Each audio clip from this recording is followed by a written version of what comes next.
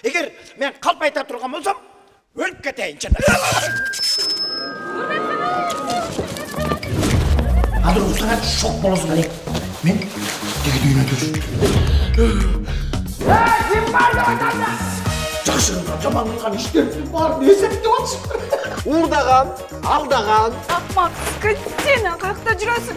ичкен, чеккен. Чеккен жоқпын, ичкен жоқпын, нормальныймын. Көзіме постоянно көрініп отырды. Ол өкіміне быстренько разберись. Бизди сен эле көрө аласың. Не болып отырсың?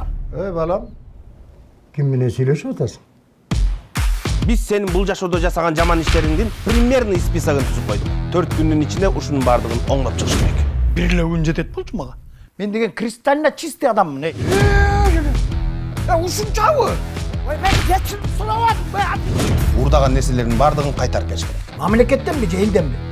Не айырмасы бар. Атамдан урдаган сигареттерди кайра ордуна коюп атам. Сен эмне жашынып атасың? Сен баары көрүнбөйсүң. Мандыраш болуп кеттим. Дайым эле урулууда жүрүп дейсиң. Өлөрүңө 3 күн калганына жилет этип атасыңбы? Жаназага бодо мал союлмас. Кет областан келет. Эт жебей кетем. Эй, сен менен коштошконуң келебиз, ичигени келебиз. Эстелик койбо.